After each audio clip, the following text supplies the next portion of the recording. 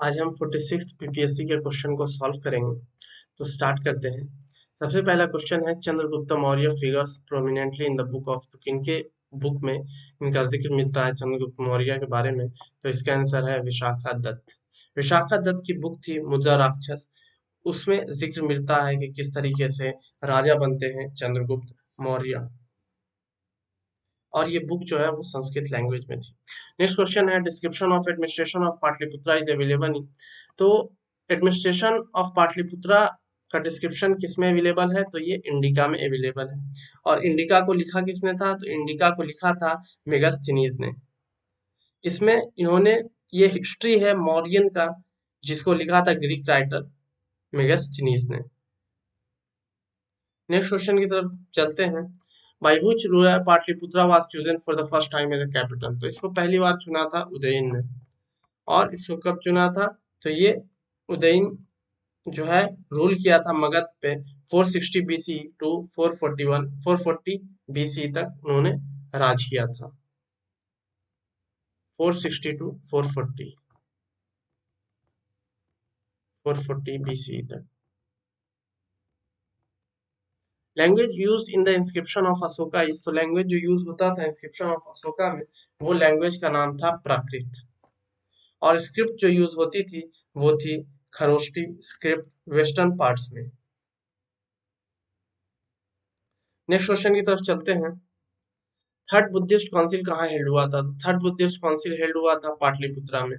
पहला राजगीर में हुआ था, दूसरा वैशाली में हुआ था, तीसरा पाटलिपुत्र में हुआ था, और चौथा जो है वो कश्मीर में हुआ था। तो पहला जो है, इसको हेड करते हैं अजात शत्रु, दूसरे को करते हैं कालाशोक, तीसरे को करते हैं अशोक, और चौथे को करते हैं कनिष्क। ठीक है, चौथे को करते हैं कनिष्क। तो इसका आंसर क्या हो जाएगा? पाटलिपुत्रा हो जाएगा थर्ड बुद्धिस्ट काउंसिल का। नेक्स्ट क्वेश्चन है, who among the following Mauryan rulers did कंकर द डेक्कन, तो इसमें आंसर होगा बिंदुसार।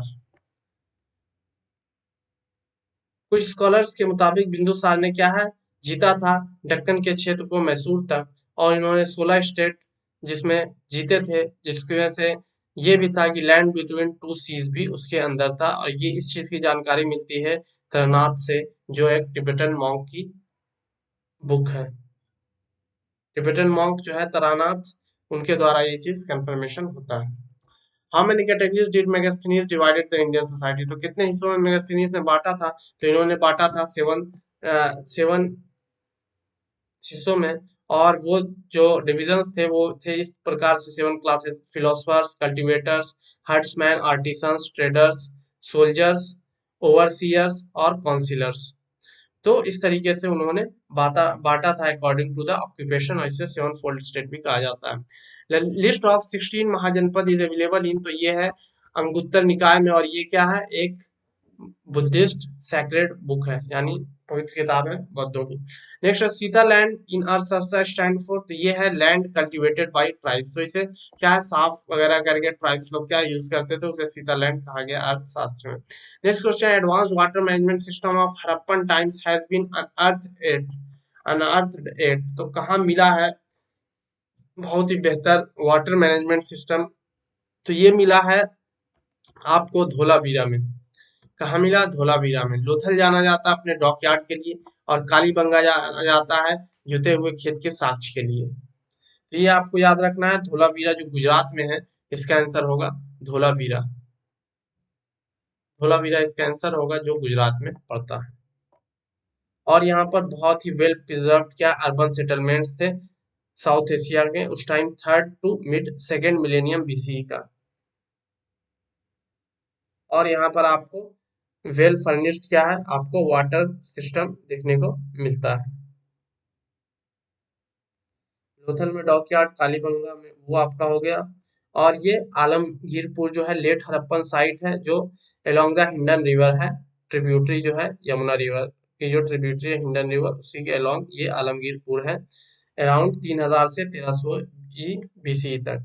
और ये लोकेटेड कहाँ है? मेरठ में है, उत्तर प्रदेश में। और ये मार्क करता है ईस्टर्न मोस्ट बाउंड्री, यानी ईस्टर्न में आप जब देखेंगे तो ये जो बाउंड्री बनाता है, यही बनाता है आलमगीरपुर। नेक्स्ट क्वेश्चन की तरफ बढ़ते हैं। First republican system of the world in 6th century BC, तो इसका आंसर हो जाएगा वैशाली। तो क्या है, वैशाली जो था ये था most powerful Republican state of that time, और इट इंक्लूडेड 9 रिपब्लिकन स्टेट्स थे मल्लास, और 18 रिपब्लिकन स्टेट थे काशी और कौसला के। और जो सीट था first republic of the world 6th century BC में, वो था वैशाली। और ये स्टेब्लिश्ड होता है 6th सेंचुरी बीसी में as a republic before the birth of Gautam Buddha के जन्म से पहले, और इसको पहला रिपब्लिक बनाता है। वैशाली जो है एक पुराने जमाने का मेट्रोपोलिस भी था, जहाँ capital city of the Republic of the Vajji confederation of Mithila, which covered most of the Himalayan और गंजेटिक रीजन, जो आज के टाइम बिहार में है। नेक्स्ट क्वेश्चन है, Chinese traveller Hiuen Tsang studies at the university of, तो इसका आंसर होगा नालंदा यूनिवर्सिटी में वेन सांग पढ़े थे। वेन सांग एक चाइनीज बुद्धिस्ट मॉन्क थे जो इंडिया आए थे रूल ऑफ हर्षवर्धन के टाइम में और स्टडी किया था। तो ये किसके टाइम में आए थे वेनसांग, ये आए थे हर्षवर्धन के टाइम में। हर्षवर्धन के टाइम में वेनसांग आए थे। और चंद्रगुप्ता टू के टाइम में आए थे, चंद्रगुप्ता टू के टाइम में आए थे फाहियान। फाहियान क्या आए थे, चंद्रगुप्ता टू के टाइम में आए थे। नेक्स्ट क्वेश्चन की तरफ पढ़ते हैं। हु डिड इलस्ट्रेट दस्ताने अमीर हमजा, किसने इलस्ट्रेट किया था दस्ताने अमीर हमजा, तो इसको इलस्ट्रेट किया था अब्दुस समद ने। इसका आंसर क्या होगा, अब्दुस समद। दस्ताने अमीर हमजा जो थे one of the earliest important commissions थे जो थर्ड मुगल एम्पेयर अकबर के द्वारा किए गए थे। ये स्टोरी बताता है adventures of Amir Hamza uncle of the prophet Mohammad. The work of preparing the illustration was supervise किया गया था initially by Mir Sayyid Ali and subsequently by Abdus Samad के द्वारा ये चीज किया गया था। इसमें स्टोरी और एडवेंचर बताया गया अंकल ऑफ प्रोफेट मोहम्मद जो थे हमजा, उनके बारे में। तो वही था दस्ताने अमीर हमजा, इसको इलस्ट्रेट किया था अब्दुस समद ने।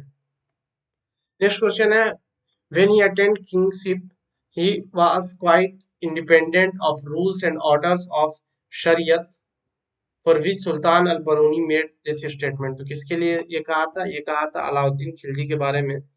सुल्तान Al Barani made the statement about Alauddin Khilji that when he attend kingship, जब वो राजा बने, ही वाज क्वाइट इंडिपेंडेंट, वो बहुत ज्यादा आजाद थे रूल्स और ऑर्डर्स ऑफ शरीयत से। तो ये कहा था अल बरूनी ने। और आपको पता होगा अलाउद्दीन खिलजी राज करते हैं 1296 से 1316, यानी 20 साल ये राज करते हैं दिल्ली सल, सल्तनत पर, 1296 से 1316। और जो अलाउद्दीन खिलजी था इसको अच्छा लगता था कहने में कि अपने आप को ये दूसरा सिकंदर कहे, और इसने टाइटल लिया था सिकंदर सानी का अपने शासनकाल में। और इसने अपने एरिया को एक्सपेंड किया था लार्जर एरिया तक, और इसने कनकर किया था, जीता था गुजरात में, राणा थंबूर में, मेवाड़, मालवा, जालोर, वारांगल और मदुराई। और इन सब का इंफॉर्मेशन क्या है, detail information of his conquest will be dealt with. तो ये सब चीज उसने डील किया था। और अलाउद्दीन खिलजी 1316 में उसकी मौत हो जाती है, और बिलीव किया जाता है कि मलिक कफूर जो था उसने उसे मारा था। और मलिक कफूर कौन था, आर्मी चीफ था। और इसके सक्सेस के पीछे भी कौन था, तो इसका जो मालिक कफूर था उसका स्लेव था वही था। और मलिक कफूर को उसने कब खोजा था, तो जब वो गुजरात की खोज पे गुजरात को जीतने के लिए जा रहा था तब उसे मिला था। और वो बहुत ही पावरफुल आर्मी चीफ था जिसने बहुत मदद की अलाउद्दीन खिलजी की।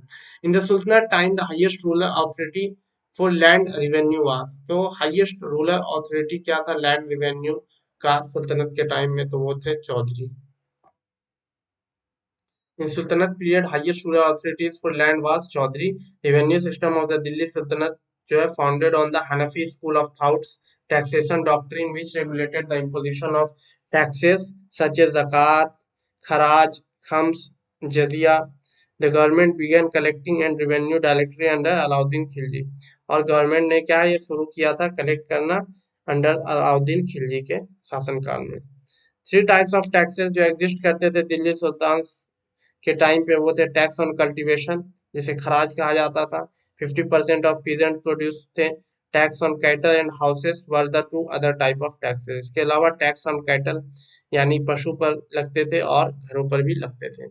इन मुगल एडमिनिस्ट्रेशन मदद माश क्या इंडिकेट करता है? तो मदद माश जो है वो इंडिकेट करता है, मदद मास जो है इंडिकेट करता है revenue free land given to learn person. ये इसका आंसर हो जाएगा। नेक्स्ट क्वेश्चन है the Muslim deputation meets Minto in 1906 at Shimla pleaded for. यहाँ पर इन्होंने प्लीड किया था कि सेपरेट इलेक्टोरेट होना चाहिए मुस्लिम्स के लिए। मुस्लिम लीग जो फॉर्म होता है दिसंबर 30 1906 को, Lord Minto was responsible for granting separate electorates on the basis of communal representation. Next question is system of competitive examination for civil services was accepted in principle in the year। तो किस साल? तो 1853 में ये चीज accept किया जाता है। चार्टर एक्ट 1853 जो इंट्रोड्यूस करता है open competitive system for recruitment of civil servants कि इसके थ्रू क्या है, चार्टर एक्ट 1853 में था कि हम रिक्रूटमेंट करेंगे एक कॉम्पिटिटिव एग्जाम से, और ये ओपन रहेगा सभी इंडियंस के लिए पहली बार 1853 में।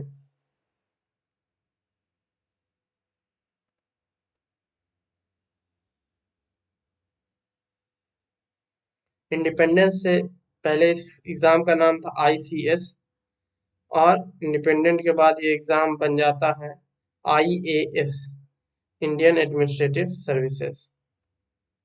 पहले इंडियन सिविल सर्विसेज था, फिर हो जाता है Indian administrative services. Next question है which is the painting school of Bihar. तो पेंटिंग स्कूल ऑफ बिहार है Madhubani. Madhubani painting has its origin in Mithila region of Bihar. The painting is one of the oldest or most famous Indian art forms which is also practiced in Nepal। तो ये नेपाल में practice किया जाता है। और traces of Madhubani art को हम notice कर सकते हैं रामायणा में और द इंडियन एपिक जो है। इसके अलावा इसको मिथिला और मधुबनी आर्ट के नाम से भी जाना जाता है। ये पेंटिंग जो है ये पॉपुलर है क्योंकि इसमें ट्राइबल मोटिव्स का यूज होता है और use of bright earthy colours, जो अर्थी कलर्स है उनका यूज होता है।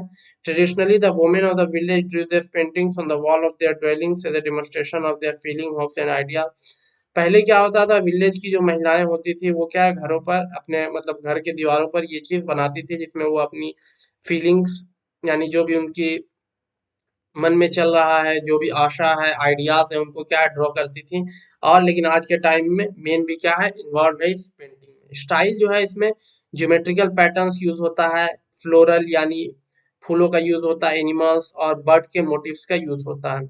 कलर्स जो इसमें यूज होते हैं वो नेचुरल एक्सट्रैक्ट्स जो प्लांट्स या नेचुरल जो भी नेचुरल कलर्स होते हैं वो यूज होते हैं। और थीम जो है माइथोलॉजिकल थीम्स रहता है, जैसे life of Hindu deities like Krishna, Rama, Lakshmi, Shiva, Durga and Saraswati. इन सब थीम्स पे ये पेंटिंग्स बनते हैं Madhubani painting. At the time of transfer of power which one of the following state possessed as well as developed Congress party organisation which was. तो जब ट्रांसफर ऑफ पावर हो रहा था इनमें से कौन सा स्टेट थे possessed as well as developed Congress party. तो इनमें से कौन ऐसे थे जिन्होंने सुविकसित कांग्रेस पार्टी संगठन था जिनके पास। तो पहले से जिनके पास एक पहले से सुविकसित कांग्रेस पार्टी संगठन इनमें से किनके पास था, तो ये इसका आंसर हो जाएगा मैसूर। जब ट्रांसफर ऑफ पावर हो रहा था तो मैसूर ऐसा एक स्टेट था जिसके पास पहले से कांग्रेस पार्टी ऑर्गेनाइजेशन थी। नेक्स्ट क्वेश्चन है the Congress in Travancore launched civil disobedience movement against the autocratic government of Diwan of Travancore state who was। तो ये कौन थे, तो ये थे सीपी रामास्वामी अय्यर। सीपी रामास्वामी अय्यर के खिलाफ उन्होंने क्या है ये लॉन्च किया था सिविल डिसोबीडियंस मूवमेंट। ये दीवान थे ट्रेवनकोर स्टेट के जब कांग्रेस क्या है लॉन्च करती है civil disobedience movements against the autocratic government. Ramaswamy Iyer जो है एज ए दीवान सर्व करते हैं 1930 से 1947 तक, और इनके टेन्योर में बहुत सारे सोशल और एडमिनिस्ट्रेटिव रिफॉर्म्स होते हैं। नेक्स्ट क्वेश्चन है the 1937 session of Indian national Congress was held at.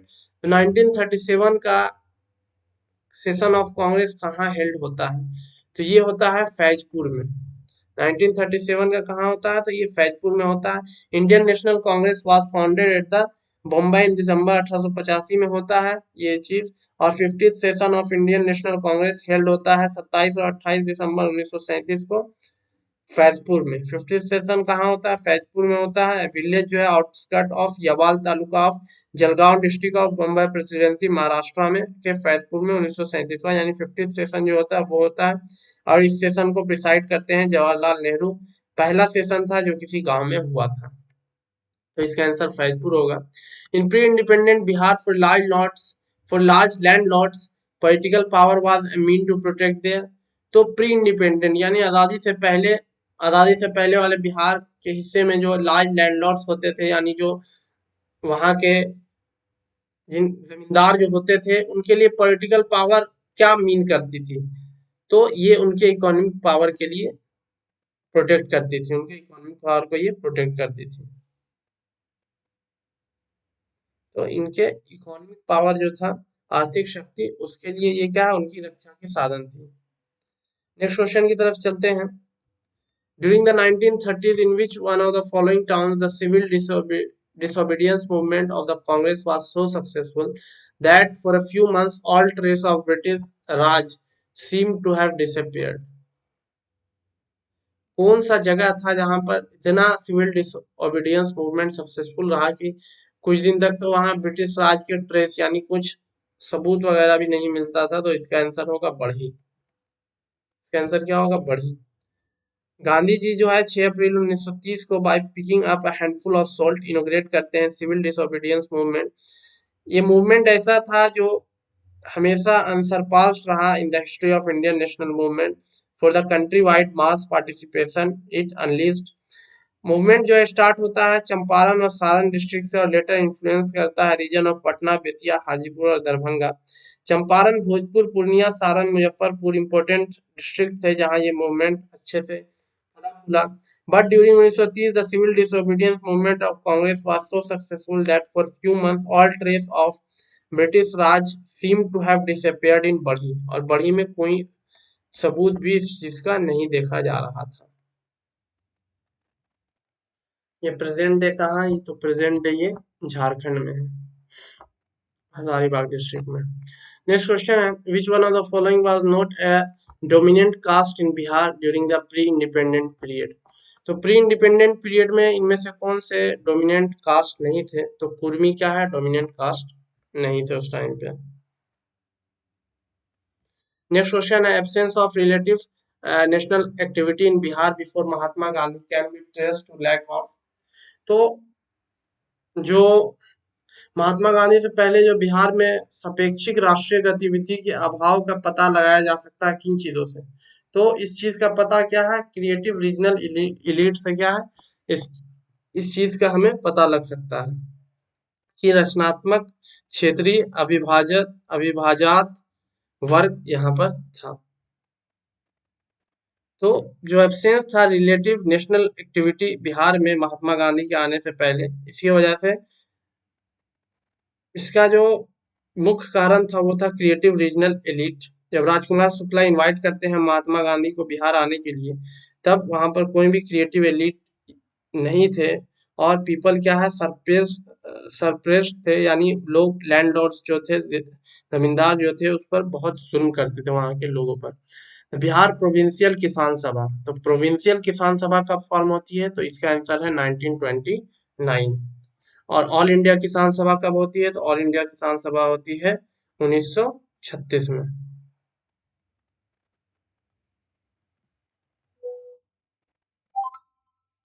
Next question है, the spread of socialist ideology in Bihar during pre independence period can be traced in.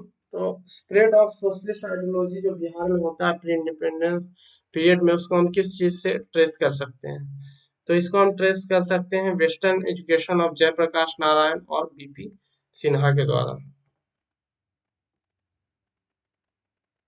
तो स्वतंत्रता पूर्व अवधि के दौरान बिहार में समाजवादी विचारधारा का प्रसार का पता क्या है, जयप्रकाश नारायण और बीपी सिन्हा की पश्चिमी शिक्षा में लगाया जा सकता है। नेक्स्ट क्वेश्चन है, Bengal was partitioned in 1905 AD following the result protest following the following the resulting protest it was repartitioned in, तो उसे फिर रिपार्टीशन किया जाता है, तो उसे दोबारा कब फिर विभाजित किया जाता है, तो इसका आंसर होगा 1911 ईस्वी में।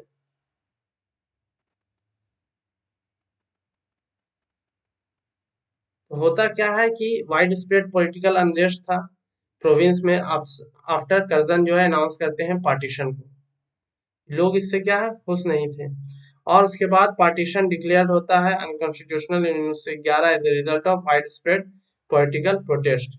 और दिसंबर 12 1911 को किंग जॉर्ज फाइव जो है अनाउंस करते हैं दिल्ली दरबार में that eastern Bengal would be absorbed into the Bengal presidency, और ईस्टर्न बंगाल क्या एब्जॉर्ब हो जाएगा बंगाल प्रेसिडेंसी में, और district where Bengali was spoken were reunited, और जहां बंगाली बोला जाता है उनको रीयूनाइट किया जाएगा, जबकि असम बिहार और उड़ीसा क्या है डिवाइड होंगे।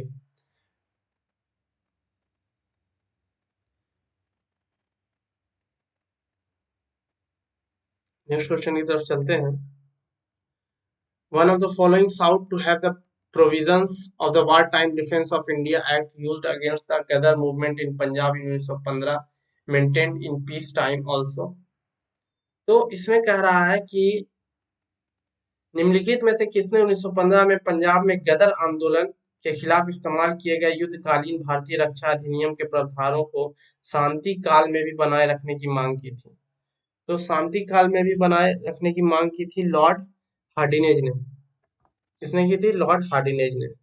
डिफेंस ऑफ इंडिया एक्ट 1915 जो था इसको रेफर किया जाता है defence of India regulation act भी। ये एक इमरजेंसी क्रिमिनल लॉ था, इनेक्ट किया गया था 1915 में by governor general of India. Main intention इसका था टू कर्टेल द नेशनलिस्ट, कि किस तरीके से नेशनलिस्ट को रोका जाए और रिवोल्यूशनरी एक्टिविटीज को कम किया जाए इंडिपेंडेंस मूवमेंट के लिए, after the math of world war one के बाद की चीजों के लिए। नेक्स्ट क्वेश्चन है agrarian classes in Bihar during British rule were placed in which one of the following categories। तो agrarian classes जो थे ब्रिटिश रूल के टाइम इनको कौन से कैटेगरीज में डाला गया था?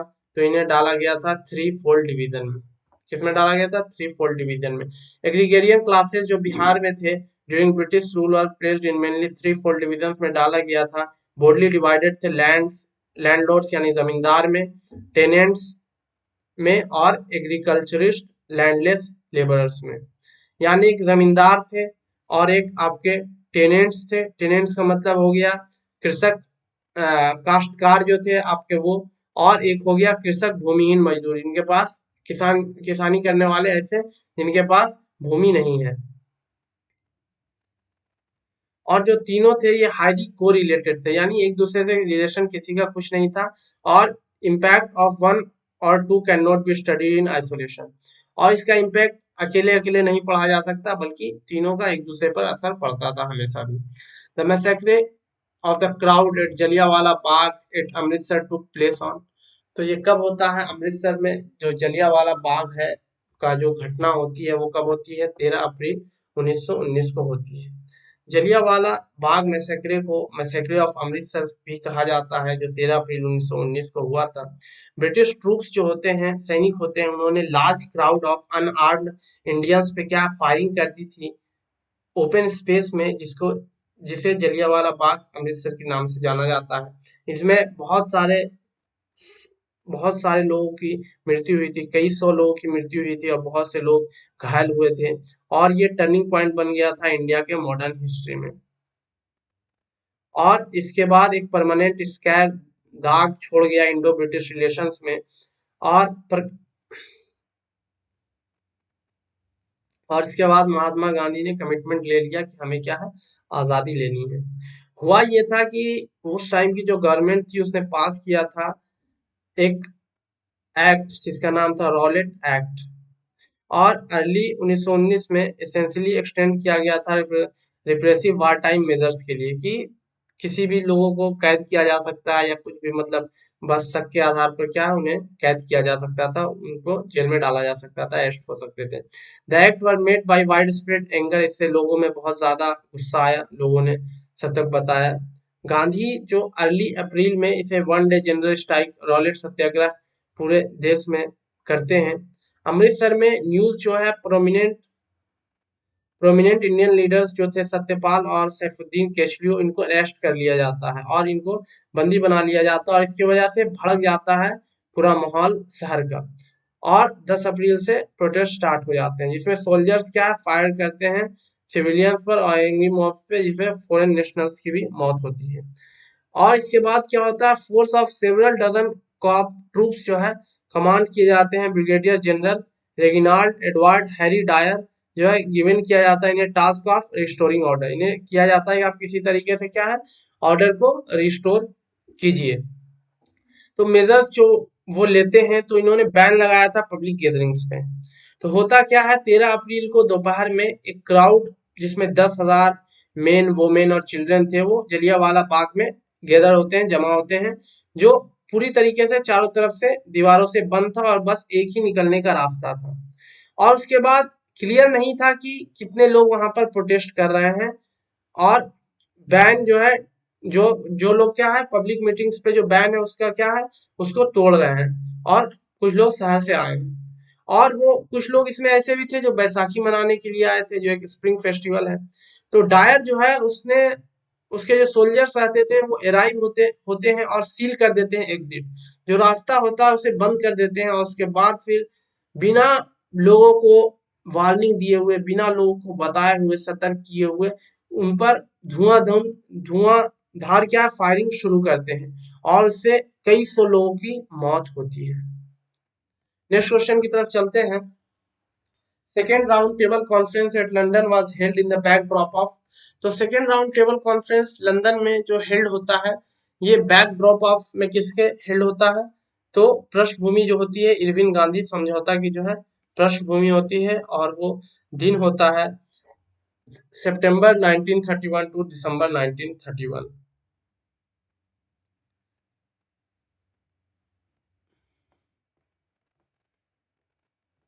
सितंबर 1931 1931 टू दिसंबर 1931 1931 1931। पहला होता है 1930 में, दूसरा 1931 में और तीसरा 1932।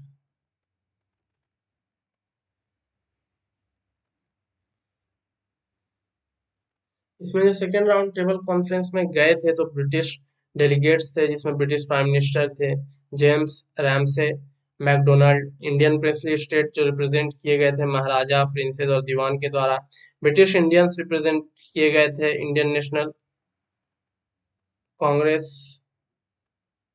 ब्रिटिश इंडियंस को रिप्रेजेंट किया था इंडियन नेशनल कांग्रेस में महात्मा गांधी और रंगस्वामी अय्यर और मदन मोहन मालवीय ने। मुस्लिम की तरफ के रिप्रेजेंटेशन दे रहे थे मोहम्मद अली जिन्ना, आगा खान थ्री और मोहम्मद इकबाल।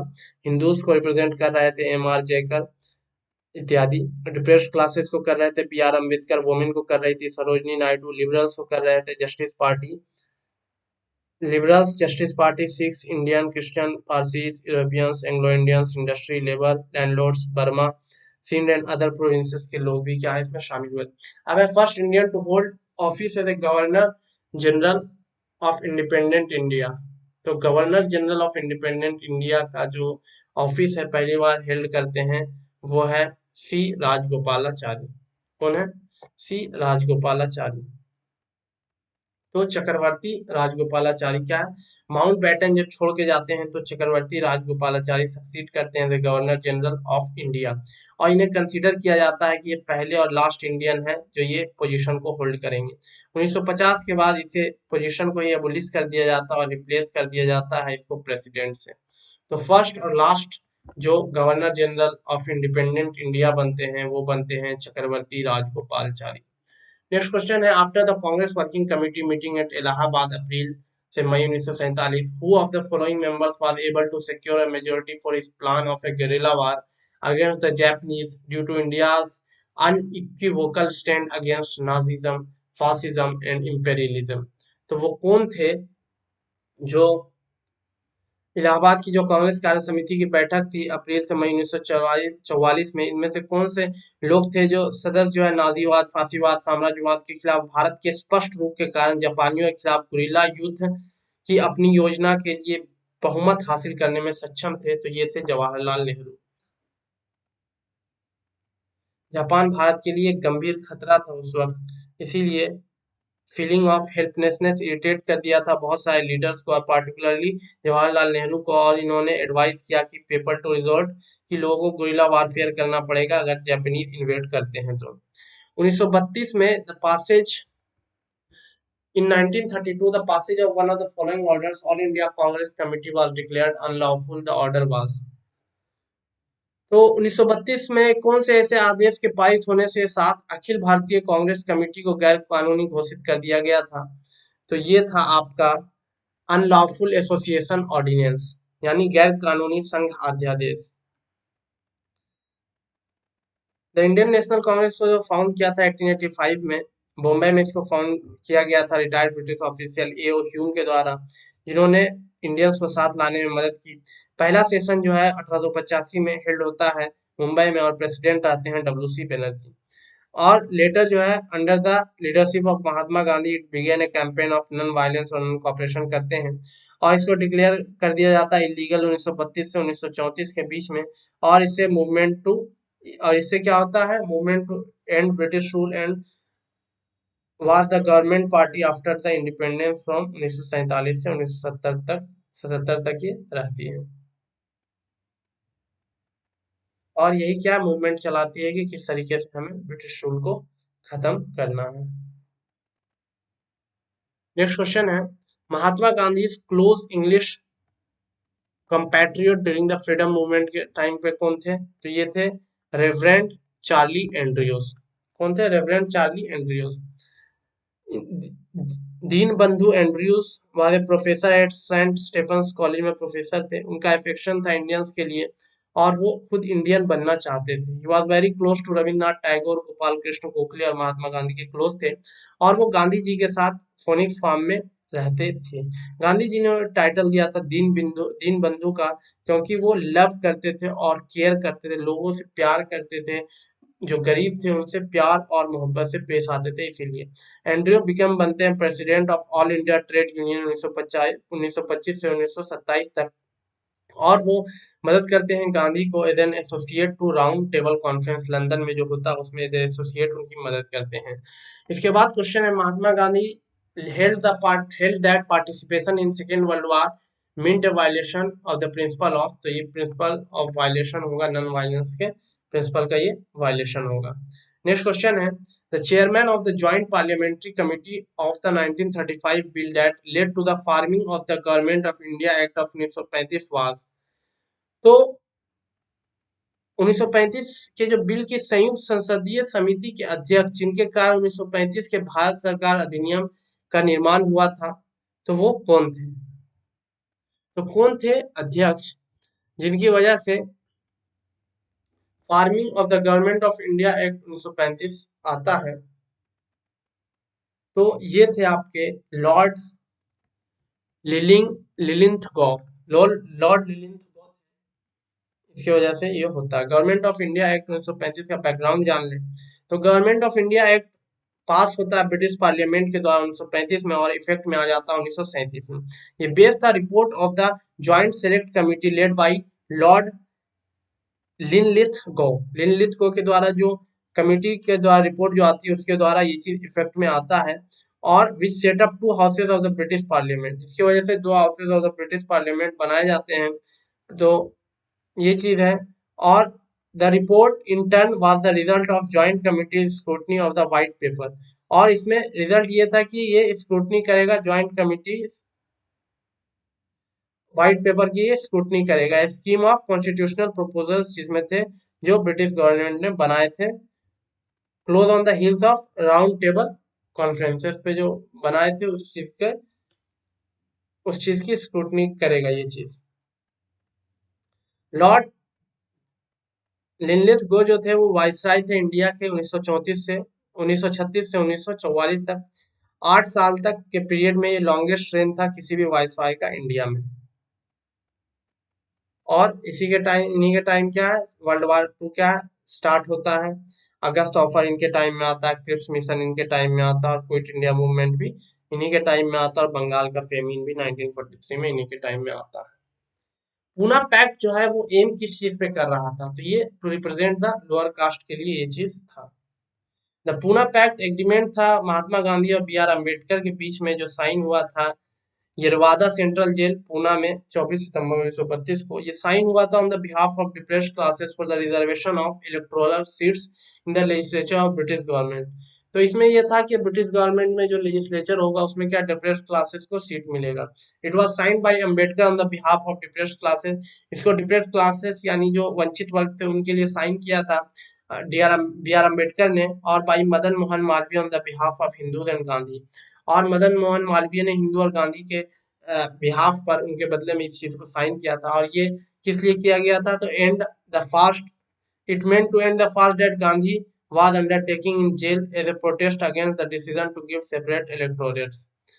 तो ये किस लिए किया गया था, तो ये किया गया था कि जो गांधी जी ने फास्ट कर रहे हैं उस चीज के फास्ट को तोड़वाने के लिए, कि सेपरेट इलेक्टोरेट्स क्या है मिलना चाहिए किनको, तो डिप्रेस्ड क्लासेस को।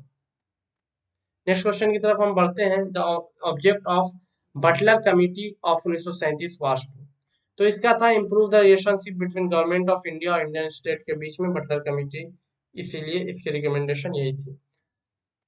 अपॉइंट किया जाता है दिसंबर 1927 में, और इसका काम था एग्जामिन करना nature of relationship between the state और गवर्नमेंट ऑफ इंडिया के बीच में। तो इसमें 3 मेंबर्स थे under the chairmanship of Harcourt Butler के नेतृत्व में, और 2 और मेंबर्स जो थे वो थे प्रोफेसर डब्ल्यू एस हॉल्ड्सवॉर्थ और एस सी पील। और ये विजिट करते हैं 16 प्रिंसली स्टेट और सबमिट करते हैं अपना रिपोर्ट फरवरी 1929 में। और इसमें जो मेन था वो यही था कि relationship between government of India और इंडियन स्टेट्स के बीच में रिलेशनशिप कैसे इंप्रूव हो। The cause of decline of textile industries in the 18th century in Bengal का कारण क्या था, तो इसका जो कारण था वो था high tariff rates on export to Britain.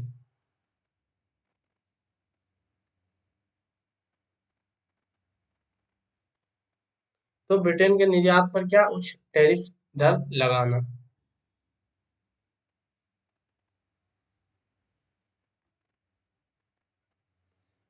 तो यही इसके पतन का कारण था टेक्सटाइल इंडस्ट्री की 18th सेंचुरी में।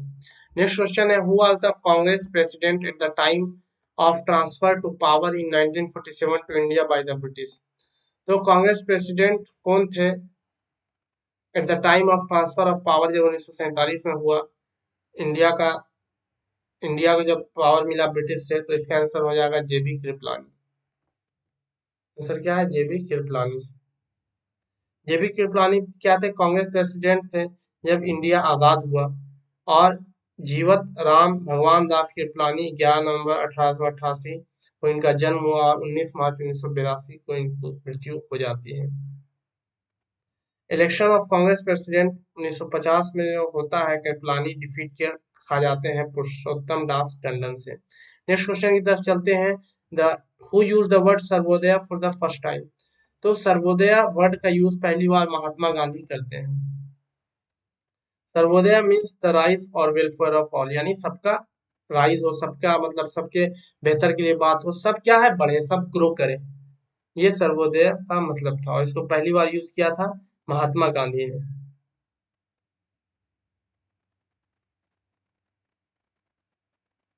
और ये कॉन्सेप्ट को बोरो उन्होंने किया था जॉन रस्किन की अनटू दिस लास्ट के कॉन्सेप्ट से।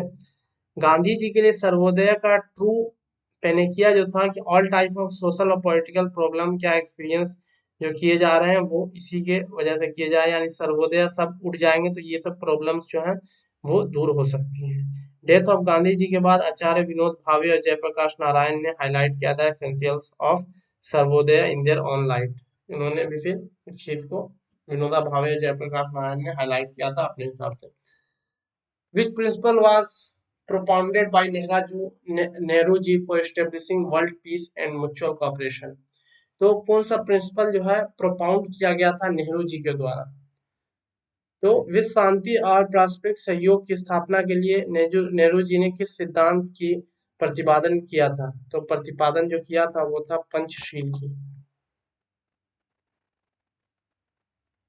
पंचशील का जन्म जो है 50 साल पहले होता है, जब दुनिया क्या है, नए सेट ऑफ प्रिंसिपल्स के लिए खोज रही थी, जिसमें इंटरनेशनल रिलेशंस क्या है, सही तरीके से बनाया जाए और सब लोग क्या पीस हार्मोनी में रह सके। तब यहीं पर पंचशील या 5 प्रिंसिपल ऑफ पीसफुल कोएग्जिस्टेंस आता है, और फॉर्मली इनो इसको इनशिएट किया जाता है agreement on trade and intercourse between the Tibet region of China और इंडिया के बीच में 1954 में, जो स्टेट करता है in its preamble that the two governments have resolved to enter into the present agreement based on the following principle: mutual respect for each other's territorial integrity and sovereignty, mutual non-aggression होगा, mutual non-interference होगा, equality and mutual benefit, और peaceful coexistence होगा। Panchsheel as a principal core of non-aligned movement, कि non-aligned movement ये था, किसी की तरफ align नहीं था। Down the years, the ethos of Panchsheel continues to be reflected in world event में भी ये दिखा। Even if there was no conscious no conscious attribution finding expression in the position of the developing countries in the north south dialogue and in other groupings, तो हर जगह ये चीज क्या है देखने को मिलती थी। नेक्स्ट क्वेश्चन है, who is not entitled to take part in the activities of Lok Sabha? तो कौन लोकसभा में की चीजों में क्या है भाग नहीं ले सकते हैं? तो secretary to president of India क्या है एक्टिविटीज ऑफ लोकसभा में पार्टिसिपेट नहीं कर सकते हैं।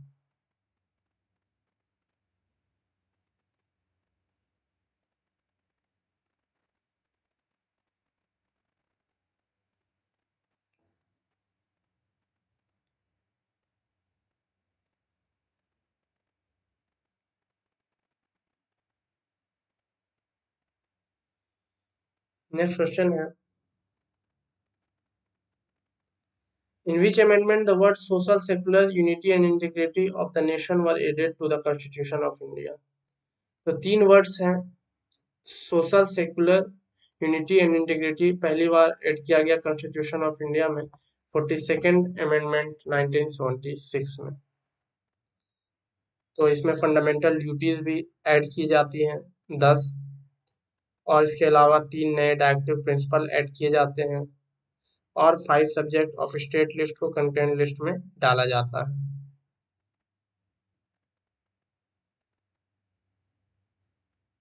और इसी में creation of all India judicial service भी लाया जाता है। नेक्स्ट क्वेश्चन है, which Lok Sabha election was held in 4 phases? तो उस टाइम का ये क्वेश्चन अभी के हिसाब से तो रिलेवेंट है नहीं, तो उस टाइम 14 था।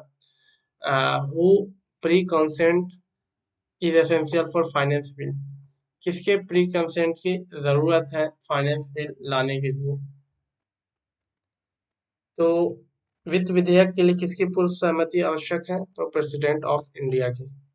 नेक्स्ट क्वेश्चन है, which is the house where the chairperson is not the member of that house? तो कौन सा ऐसा हाउस है जिसमें उसके चेयरपर्सन ही मेंबर नहीं होते? तो ये है आपका राज्यसभा, क्योंकि यहाँ के चेयरपर्सन होते हैं वाइस प्रेसिडेंट, और ये यहाँ के मेंबर ही नहीं होते हैं। ठीक है,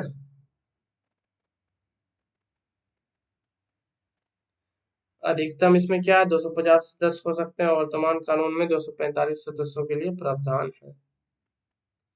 अब ये कह रहा है कि 73rd amendment of the constitution जो है रिलेटेड है किससे है? तो ये है पंचायती राज एक्ट से। इसमें 243 से 243 ओ तक के जो है वो आर्टिकल्स हैं, और इसमें क्या है आपका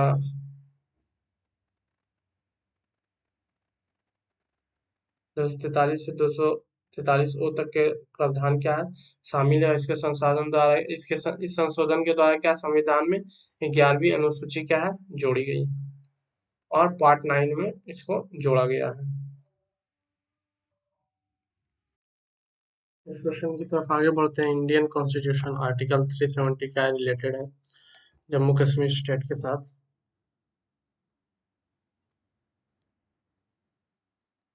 के तहत क्या है 1952 से 31 अक्टूबर 2019 तक जम्मू और कश्मीर भारत द्वारा एक राज्य के रूप में शासित था, और अनुच्छेद 370 ने इसे एक अद्वितीय संविधान, एक राज्य ध्वज और आंतरिक प्रशासनिक स्वायत्तता स्थापित करने के लिए अधिकार दिया था। और ये अनुच्छेद जो कितना भाग 221 में शामिल था। नेक्स्ट क्वेश्चन की तरफ चलते हैं। Who among the following president had office for 2 consecutive terms के लिए ऑफिस में थे? तो इसका आंसर हो जाएगा डॉक्टर राजेंद्र प्रसाद। प्रेसिडेंट के लिए ऑफिस में बैठे थे वो थे डॉक्टर राजेंद्र प्रसाद। डॉक्टर राजेंद्र प्रसाद क्या है? एक इंडियन पॉलिटिशियन, लॉयर, एक्टिविस्ट और इंडियन एक्टिविस्ट थे, इंडियन इंडिपेंडेंस के जर्नलिस्ट और स्कॉलर थे। पहले president of the Republic of India थे 1950 से 1962 तक। और इनकी मृत्यु जो है वो 28 फरवरी 1963 में होती है। ये ज्वाइन करते हैं Indian national Congress at the height of the Indian independence movement and rose to prominence as a leader in the Bihar and Maharashtra region में ये लीडर बन जाते हैं। Prasad, a devotee of Mahatma Gandhi, was detained by British authorities during the Quit India campaign in 1942 और salt सत्याग्रह 1931। तो दो बार इन्हें detain किया जाता है, क्विट इंडिया के टाइम पे भी और सॉल्ट सत्याग्रह के टाइम पे भी। प्रसाद was chosen as the India's first president by the Constituent Assembly in 1950 के द्वारा इन्हें प्रेसिडेंट चुना जाता है। The year the country became republic और इसी साल कंट्री का एक रिपब्लिक बन जाती है। तो रिपब्लिक का मतलब ये होता है कि हेड ऑफ द स्टेट जो है वो क्या है? इलेक्ट होगा। तो इसे हम क्या कहते हैं? इसे कहते हैं रिपब्लिक। और डेमोक्रेटिक कहते हैं जब head of the government elect होगा। तो as a president Prasad retire करते हैं कांग्रेस पार्टी पॉलिटिक्स से, एस्टेब्लिश करते हैं tradition of non partisanship and independence for the office bearer. Even though he was the only ceremonial head of state, Prasad supported the expansion of education in India and frequently provided the advice to Nehru administration. Prasad became the only president to hold office for full 2 terms when he was re-elected in 1957. Hence, option 1 is correct. तो इससे पता क्या चलता है कि प्रसाद क्या है? 2 बार बने थे राजेंद्र प्रसाद, ये एकमात्र हैं ऐसे president. What is the sequence of doctor Manmohan Singh as a prime minister of India? तो इनका सीक्वेंस क्या है? तो इनका सीक्वेंस है 13th। सीक्वेंस क्या है? 13th।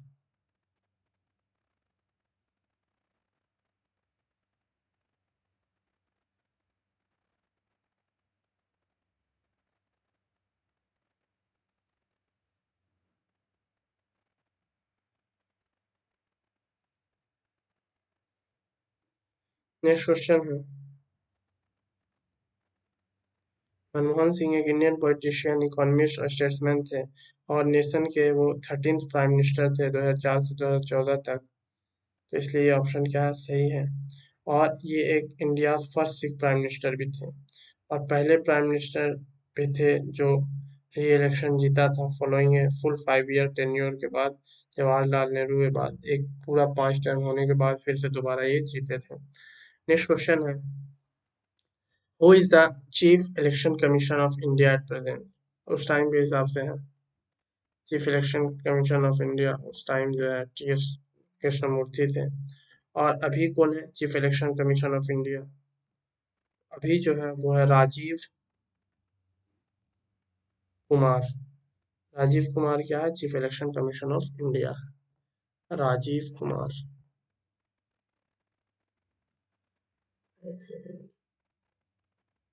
अभी कौन है? Rajiv R Kumar. Next question है। Consider the following statements. Of the 14 public sector refineries of India, 7 are shore-based. Large quantities of crude petroleum are available from onshore and offshore oil fields. तो दोनों सही है। इसमें से assertion और रीजन क्या है? दोनों सही है। रीजन क्या है? करेक्ट एक्सप्लेन कर रहा है एक को। नेक्स्ट क्वेश्चन है। Which one of the following would you not include in the physical division of Bihar? तो किसको इंक्लूड नहीं किया जाएगा? तो Chota Nagpur plateau, north Ganga plain, south Ganga plain, east Ganga plain. तो इसमें छोटा नागपुर प्लेटू को क्या है? फिजिकल डिवीजन ऑफ बिहार में नहीं जोड़ा जाएगा।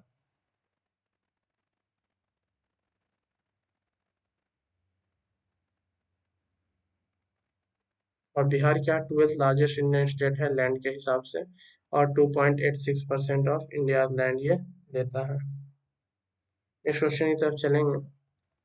In Bihar, the rivers belonging to which one of the following groups join the Ganga or its tributaries flowing from the north?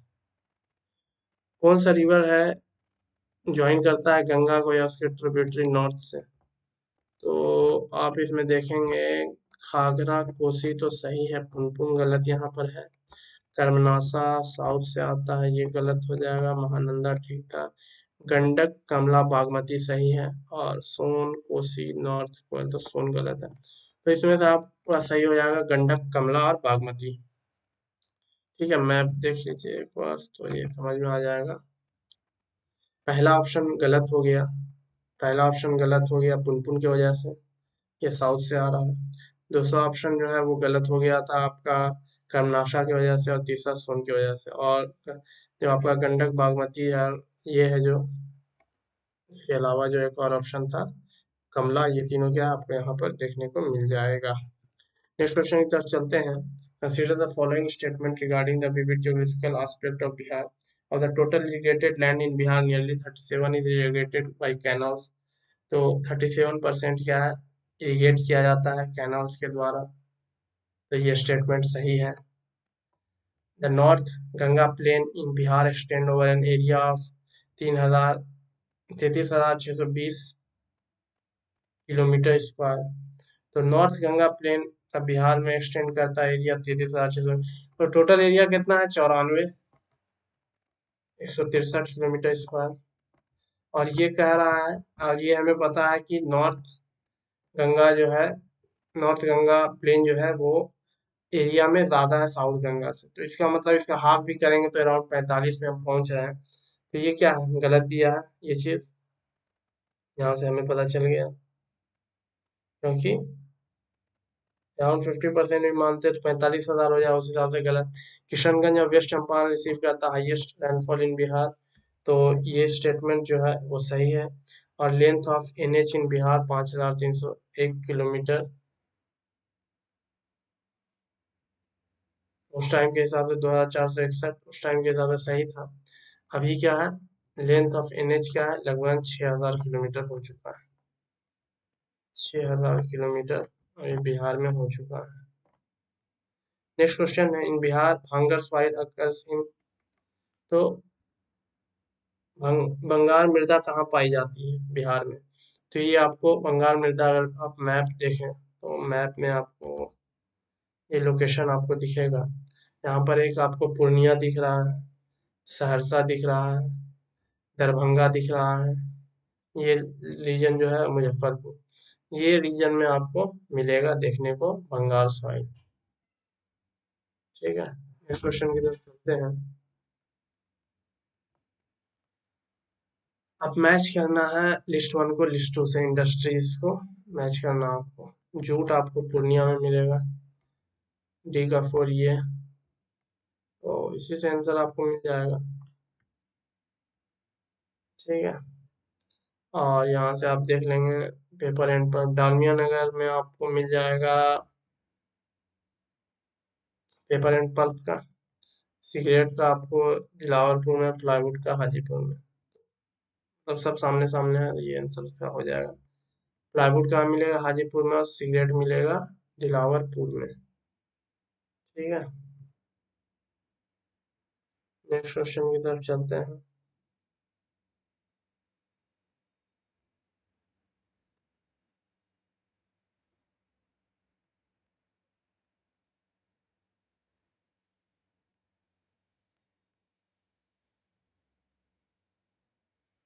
कहाँ मिलेगा दिलावरपुर आपको, वेस्ट चंपारण में। नेक्स्ट अब इनको मैच करना है मिनरल्स को कहाँ पाए जाते हैं। तो माइका गया, gold, gold petroleum Kishanganj, dolomite Rohtas. तो अगर हम ए का 2 हमें मिल जाता है, ए का 2, तो ये ऑप्शन सही है, इस हिसाब से हमें मिल जाएगा बी का 1।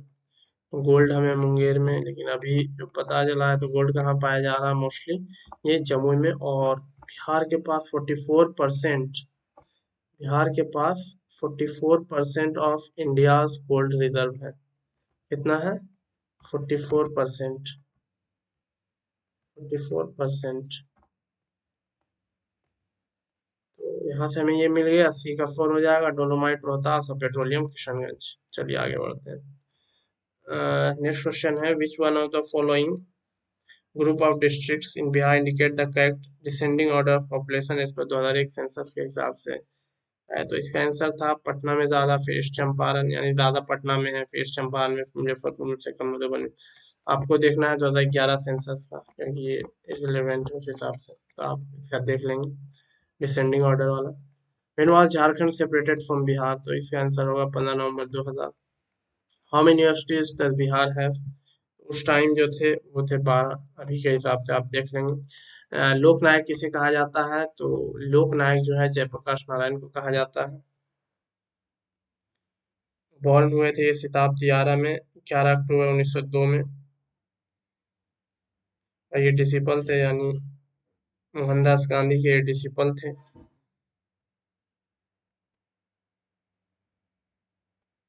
मोहनदास करमचंद गांधी के क्या शिष्य थे और लीडर थे इंडियन इंडिपेंडेंस मूवमेंट के।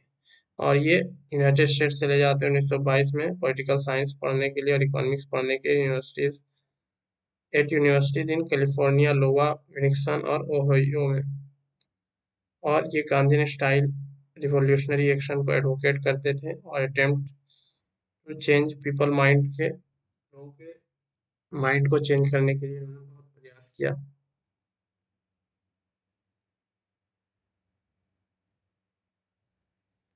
और ये प्रोपोनेंट बात के सेंटली पॉलिटिक्स के, यानी लोगों को याद करते थे जवाहरलाल नेहरू को कि वो आप रिजाइन कीजिए और पुअर के साथ आके 1952 में ये प्रजा सोशलिस्ट पार्टी बनाते हैं और 1954 में डिवोट कर देते हैं अपना life exclusively to Budhan Yojana movement of विनोदा भावे, जो डिमांड करता था land distribution of to landless, इनके पास जमीन है उनको जमीन दीजिए। और इंदिरा गांधी को जब पता चलता है कि उन्होंने वायलेट किया इलेक्टोरल लॉज का by the Allahabad high court, इन्होंने एडवोकेट किया एक programme of social transformation which term Sampoorna Kranti का नाम दिया गया 1974 में, करप्शन इन पब्लिक लाइफ के आधार पर। भारत रत्न इनको मिलता है 1999 में मरणोपरांत। इनवॉल्यूबल कंट्रीब्यूशन जो इनका था फ्रीडम स्ट्रगल के लिए, और जो इन्होंने पुअर के लिए काम किया था। Governor of Bihar at present उस टाइम के जो थे वो थे जस्टिस एम रामा जोइस, लेकिन अभी जो है वो है राजेंद्र विश्वनाथ अर्लेकर। नेक्स्ट क्वेश्चन है, पॉपुलेशन ऑफ बिहार इस पर 2001 सेंसस उस टाइम जो था वो था 83 मिलियन, यानी कि 8 करोड़ 30 लाख। 2011 की बात की जाए तो ये था 10 करोड़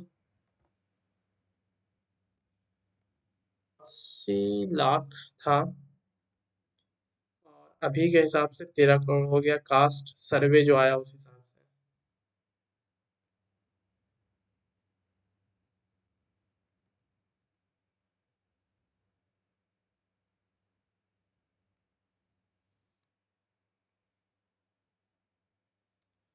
कितना था उस टाइम? था 10 करोड़ 40 लाख, और अभी जो हो गया है 13 करोड़ के अप्रोक्सीमेट। हाँ सर मैम।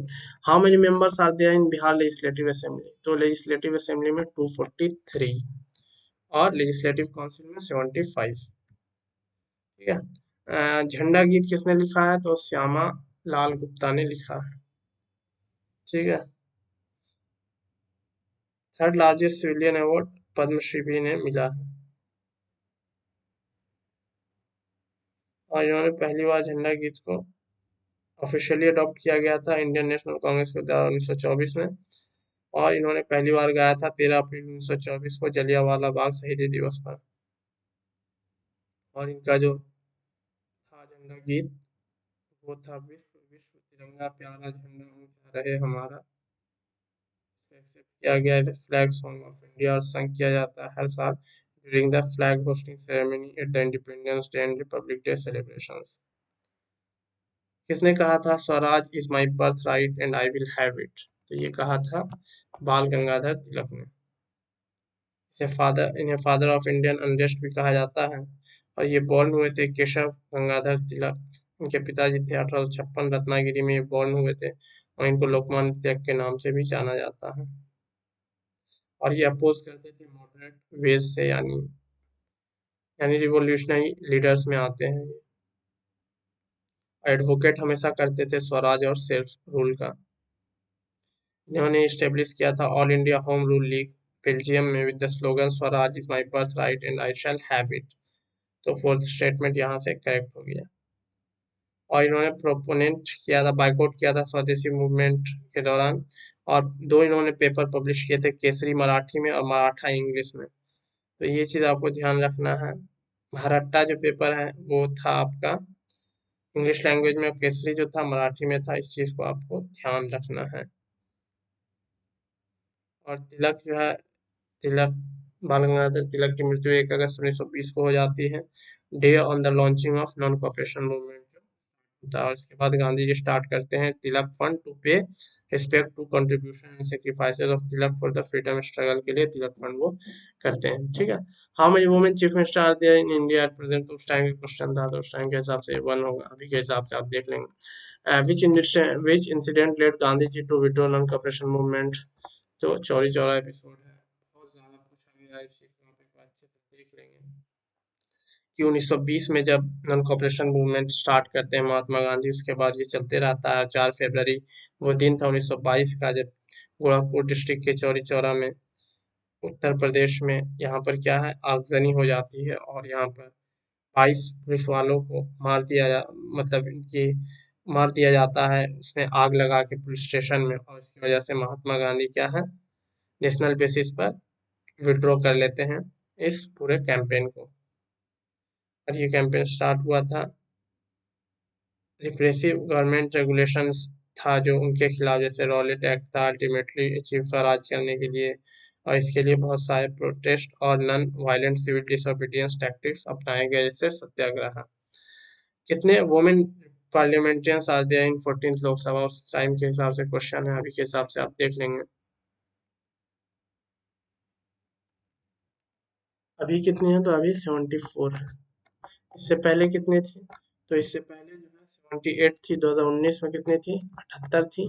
और फिर अब कितना हो गया है? अब ये ड्रॉप कर गया है, 4 से 76 हो गया। इंडियन पार्लियामेंट अटैक किया जाता है टेररिस्ट के द्वारा कब? 13 दिसंबर 2001 को। 13 दिसंबर 2001 को अटैक किया जाता है। और इसमें कौन शामिल थे इस अटैक में? तो जैश ए मोहम्मद और लश्कर ए तैयबा जो है वो इसमें इंगेज थे। और ये एंट्री ले लेते हैं अम्बेसडर के थ्रू, गवर्नमेंट स्टिकर लगा के पार्लियामेंट में।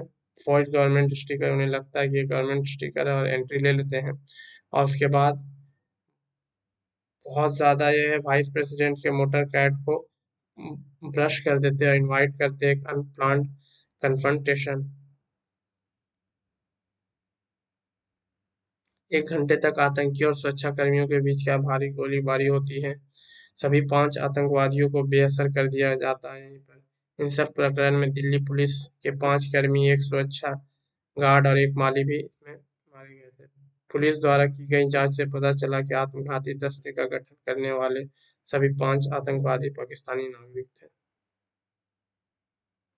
इसका परिणाम ये होता है कि इस घटना सरकार को परिसर में सुरक्षा बढ़ाने के लिए करोड़ खर्च करने के लिए प्रेरित किया। हमले के बाद व्यापक जांच से मामले के संबंध में 4 नामों का पता चला: अफजल गुरु, एस.ए.आर. गिलानी, शौकत हुसैन और Navjot Sandhu.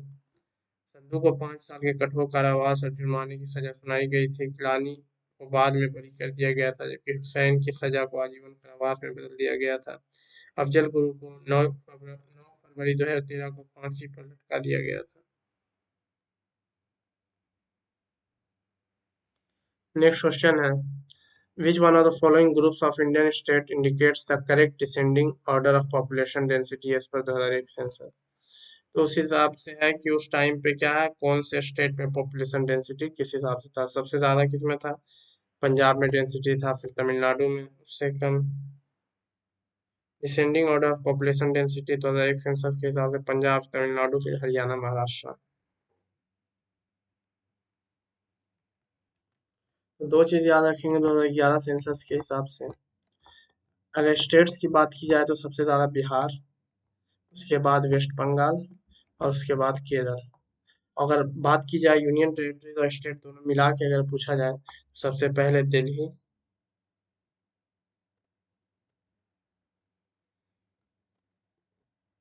List densely populated कौन सा है, अरुणाचल प्रदेश है, ये भी याद रखेंगे। और दिल्ली क्या है, यूपी में सबसे ज्यादा पॉपुलेटेड है। तो दिल्ली का है 11,320 पर स्क्वायर किलोमीटर। इसके बाद आता है चंडीगढ़ और इसके बाद आता है पुडुचेरी। इसका याद रखना है आपको 11,320। बिहार का याद रखना है आपको, बिहार का है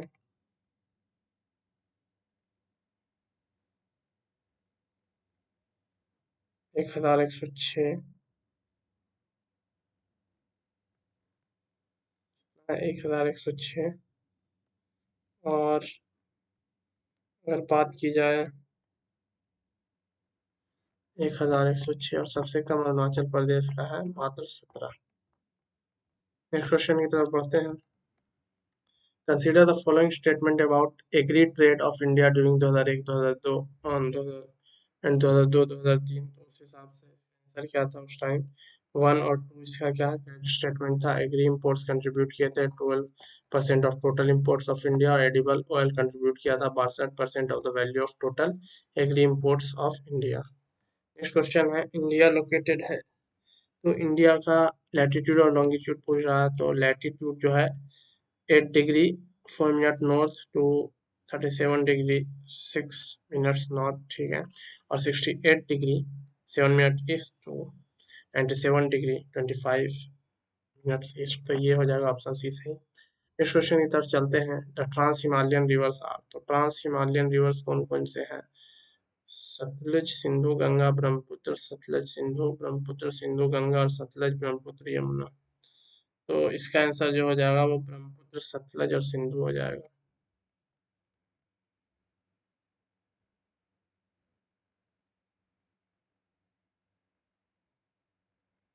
ये ओरिजिनेट होते हैं बियॉन्ड द ग्रेट हिमालयास, और ये हैं सिंधु सतलज और ब्रह्मपुत्र रिवर्स। इन्हें ट्रांस हिमालयन रिवर्स कहा जाता है। और Ganga Yamuna part of the Himalayan reverse,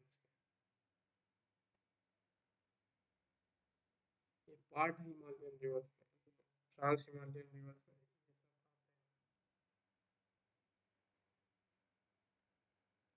और ये कैलाश से निकलता है आपका ब्रह्मपुत्र रिवर, और सतलज निकलता है मानसरोवर, और सिंधु निकलता है Kailash range in Tibet near Mansarovar.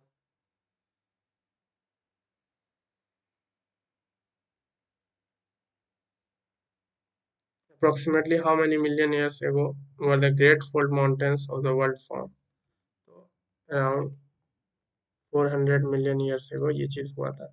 80% of world's active volcano exist in which of the following belts? तो सबसे ज्यादा कहाँ है, तो ये आपके हैं मिड कॉन्टिनेंटल बेल्ट और सरकम पैसिफिक बेल्ट में। नेक्स्ट क्वेश्चन है, some of the world's greatest potential water power river basins कहाँ आपको मिलेंगे, तो कॉन्गो, कोलंबिया और यांगत्से में। तो इसका आंसर जो है 2, 3 आपको मिलेगा यहाँ पर, ये सही हो जाएगा।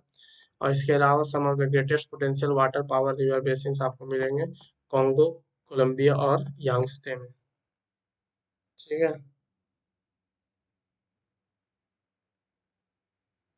यांगत्से रिवर एशिया का बिगेस्ट लार्जेस्ट रिवर है, ठीक है। ये चीज आपको ध्यान रखना है। Which one of the following principal agglomerations do we find be hive concentration of 2/3 of world population, तो कहाँ मिलता है ये हमें, साउथ ईस्ट एशिया में 2/3 ऑफ वर्ल्ड पॉपुलेशन हमें देखने को मिलता है। तो इसमें क्या है, लगभग 140 करोड़ इंडिया और 140 करोड़ चाइना, 280 करोड़ क्या इन्हीं के पास है ऑफ द 700 करोड़ और 800 करोड़ पॉपुलेशन में, यही रखते हैं इतना। इसके अलावा और भी पाकिस्तान बांग्लादेश है, तो सबको जोड़ेंगे तो 2/3 यहाँ आपको देखने को मिलेगा। World's greatest gold fields are located in which one of the following mountain ranges of South Africa, तो ये कहाँ है, ये है Witwatersrand, Witwatersrand में। और South Deep gold mine is the largest gold mine in the world by reserves के हिसाब से साउथ डीप गोल्ड माइन है।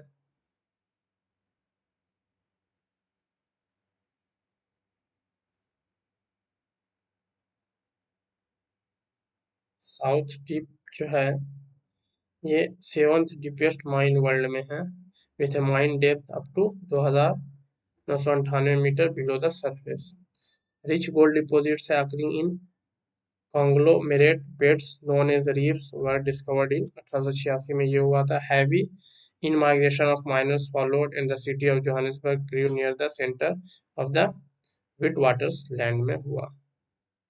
और साउथ डीप को और दूसरे नाम से जाना जाता है western western area gold mine के नाम से भी जाना जाता था 2000 तक. माइनिंग ऑपरेशन 1961 में स्टार्ट हुआ था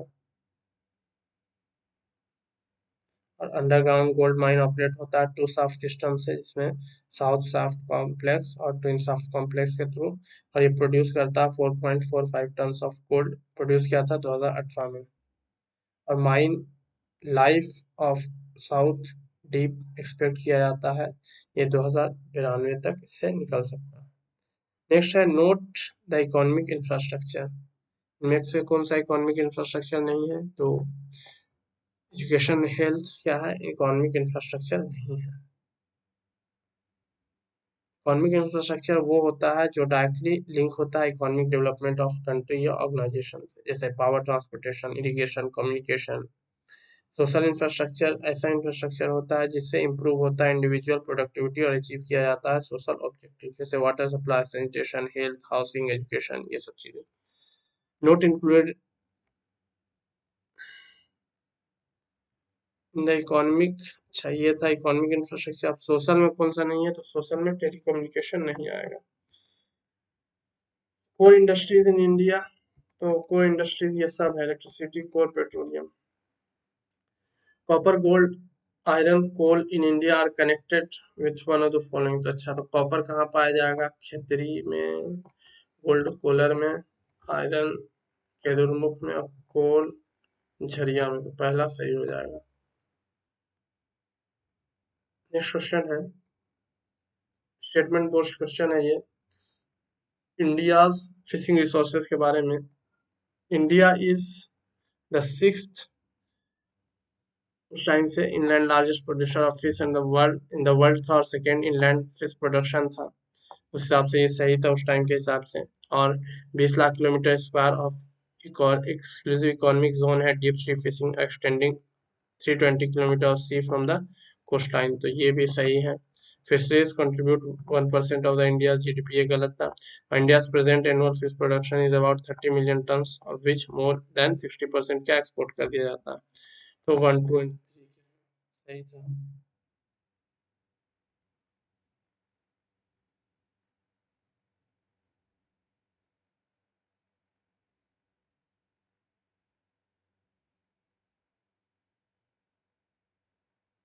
फिशरीज नहीं करते हैं, क्या करते हैं? तो फिशरीज और एक्वाकल्चर मिला के कंट्रीब्यूट करते थे 1%, इसीलिए ये गलत हो गया. अब नेक्स्ट है क्वेश्चन है ट्रॉपिकल एवरग्रीन, मॉनसून, टेम्परेट और मैंग्रोव आपको मैच करना है. तो आप इसमें देखेंगे सह्याद्री,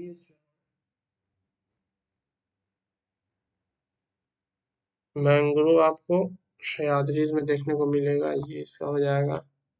वेस्ट बंगाल में आपको मिलेगा देखने के लिए. अच्छा, 1 सेकेंड. मैंग्रोव आपको वेस्ट बंगाल में देखने को मिलेगा, तो यहाँ से डी का 3 हो गया. और साथ में आपको देखने को मिलेगा इसका हो जाएगा टेम्परेट ईस्टर्न और वेस्टर्न हिमालय नीलगिरीज में. मानसून आपको देखने को मिलेगा छोटा नागपुर प्लेटो और शिवालिक में. ट्रॉपिकल एवरग्रीन आपको मिलेगा देखने को शिलोंग प्लेटो सह्याद्री. तो इसका आंसर क्या हो जाएगा? इसका आंसर हो जाएगा, यहाँ पर शायद ऑप्शन नहीं है. ए का हो जाएगा 2, बी का हो जाएगा 1, सी का हो जाएगा 4 और डी का हो जाएगा 3. ठीक है, नेक्स्ट क्वेश्चन की तरफ आगे बढ़ते हैं. 10th प्लान पीरियड का टाइम क्या था? 10th प्लान 12th 2012 से स्टार्ट हुआ था. इससे पहले 2002 से चला होगा ना. 10th प्लान जो है 2002 से 2007 तक चला होगा. 2002 से 2007 तक ये चला, उसके बाद 7 से 12 तक चला होगा, 2002 से 2007, ये सही हो जाएगा, 2002 से 2007 तक। इसमें इंक्लूसिव ग्रोथ और इक्विटेबल डेवलपमेंट पर बात किया गया था। प्लानिंग कमीशन स्टेब्लिश होता है 15 मार्च 1950 में, और पहला 5 ईयर प्लान आता है 1951 से 1956 में। डिसोल्यूशन हो जाता है प्लानिंग कमीशन का 17 अगस्त 2014 को, और इसके जगह पर 2015 में 1 जनवरी 2015 को नीति आयोग का गठन किया जाता है। पहला हाईलाइट डोमर मॉडल पे था, एग्रीकल्चर सेक्टर पे, दूसरा रैपिड इंडस्ट्रियलाइजेशन और पब्लिक सेक्टर पे पीसी महलनोबिस के द्वारा। ठीक है, उसके बाद थर्ड 5 ईयर प्लान आता है, और फिर आता है थर्ड 5 ईयर प्लान के बाद प्लान हॉलीडेज 3 साल के लिए, उसके बाद फोर्थ 5 ईयर प्लान आता है 1974, फिर फिफ्थ आता है, और फिफ्थ 79 में आता है, 80 से 85, फिर 85 से 90, फिर 90 से 92, 91 और 92 में दो 1 ईयर प्लान आते हैं, फिर 92 से 97, फिर 97 से 2002, फिर 2002 से 2007, फिर 2007 से 2012, और फिर 12th रहने का होता है 2012 से 2017, लेकिन इसे डिसॉल्व किया जाता है 1 सितंबर 2014 को, 17 अगस्त 2014 को। नेक्स्ट चलते हैं, no territorial boundary link with the foreign country. तो बिहार का तो है, पंजाब का भी है, राजस्थान का भी है, हरियाणा का नहीं है। बिहार नेपाल से करता है, पंजाब करता है पाकिस्तान, राजस्थान पाकिस्तान। शक्ति स्थल इज रिलेटेड टू होम, शक्ति स्थल है श्रीमती इंदिरा गांधी से रिलेटेड। ये क्रीमेशन साइट है first women prime minister of India Indira Gandhi का, और ये प्रेजेंट है इनसाइड राजघाट मेमोरियल इन न्यू दिल्ली इंडिया। ये बोर्न हुई थी, इनके फादर थे, बॉर्न जब हुई थी तो उस टाइम इनका नाम था इंदिरा नेहरू, 19 नवंबर 1917 को। डॉटर थी जवाहरलाल नेहरू और कमला नेहरू की, और प्राइम मिनिस्टर के लिए सर्व करती है 1966 और 1970, और 1966 से 1970, और 1980 से 1984 तक। और ये पार्टिसिपेट करती है फ्रीडम स्ट्रगल में as a young Congress worker, और इसे स्लोगन लाया था गरीबी हटाओ, और इनको क्रेडिट दिया जाता है 1971 वार विक्ट्री के लिए भी, और इसको एसेसिनेट किया जाता है 1984 में, इनकी हत्या कर दी जाती है। नेक्स्ट क्वेश्चन है, which of the following statement is not true for doctor Manmohan Singh, कौन सा सही नहीं है? तो ये डायरेक्टर ऑफ आईएमएफ नहीं रहा।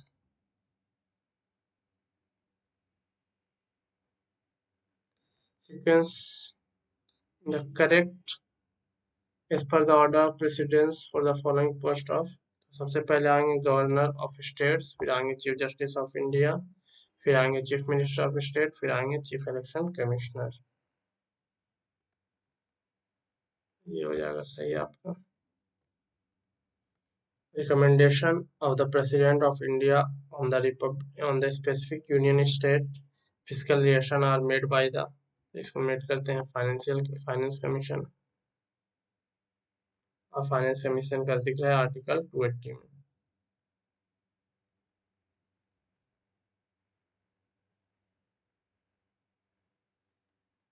जो भी सिफारिश है यूनियन स्टेट के, जो फिजिकल रिलेशन है उस पर सिफारिश, तो इसको रिकमेंड कौन करते हैं? प्रेसिडेंट ऑफ इंडिया को, तो ये फाइनेंस कमीशन करते हैं। नेक्स्ट क्वेश्चन है, deputy chairman of the planning commission, time थे मोन्टेक सिंह अहलूवालिया। नेक्स्ट है, which one is not the component to construct human development index in India and the UNDP? इसको हम नहीं यूज करते हैं, तो हम नहीं जो यूज करते हैं वो इन्फेंट मोर्टेलिटी रेट को हम यूज नहीं करते। नेक्स्ट क्वेश्चन है, which one is not the component of the प्रधानमंत्री ग्राम योदय योजना? तो न्यूट्रिशन इसका क्या है, कंपोनेंट नहीं था। इसके अलावा एलिमेंट्री एजुकेशन, प्राइमरी हेल्थ और रूरल रोड था। Known as the third pillar in international economic relation में जो आता है वो आता है WTO। नोट इन WTO की स्थापना कब होती है? तो 1995 में होती है, अंडर द मार्राकेश एग्रीमेंट में। चलिए, नेक्स्ट है मिलेनियम डेवलपमेंट गोल्स में क्या इंक्लूडेड नहीं है? तो achieve double digit growth rate, ये इंक्लूडेड नहीं था। अभी के हिसाब से ये सब रिलेवेंट है, इससे बस आंसर बता के आगे जा रहा हूँ। For what purpose social security scheme for workers of the unorganised sector is launch? तो इन सब के लिए किया गया था, ओल्ड एज के लिए health insurance, personal accident insurance के लिए। Chairman of the 12th finance commission, और चेयरमैन है 12th फाइनेंस कमीशन के उस टाइम सी रंगराजन थे। और अभी जो फाइनेंस कमीशन चल रहा है उसके जो चेयरमैन है अरविंद पनगड़िया, अरविंद पनगड़िया।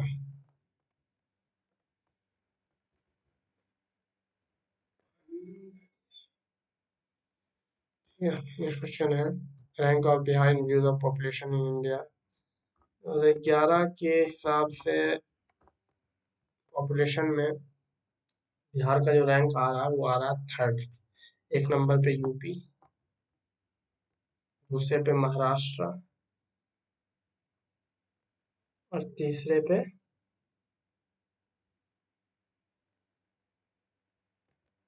बिहार।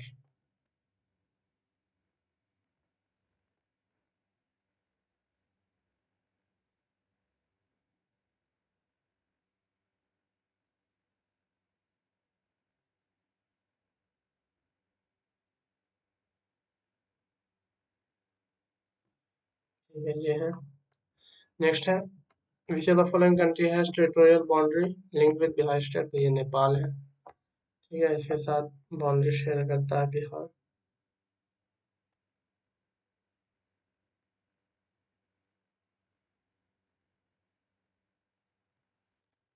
बिहार जो शेयर करता है वो 726 किलोमीटर करता है। नेक्स्ट क्वेश्चन है rank of Bihar in India in view of geographical territories. Rank of Bihar क्या है ज्योग्राफिकल टेरिटरीज में? तो 12th नंबर पे है बाई एरिया। ठीक है, 12th नंबर पे है बाई एरिया। आंसर ये हो जाएगा। नेक्स्ट क्वेश्चन की तरफ चले अगर हम, तो नेक्स्ट क्वेश्चन है female literacy Bihar as per 2001 census. 2001 census के हिसाब से बिहार अभी 2011 में फीमेल लिटरेसी क्या है? यह 51% है अप्रोक्सीमेटली।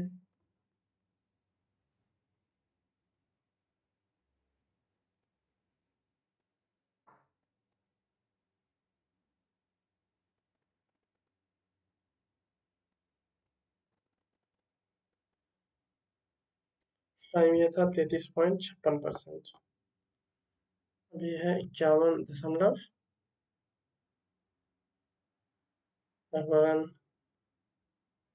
पॉइंट, अभी है 51.5%। 51.5%। नेक्स्ट है sex ratio in India as per census 2001। ये था पर 100 मेल्स 933 फीमेल्स। 2011 के हिसाब से कितना है? 943।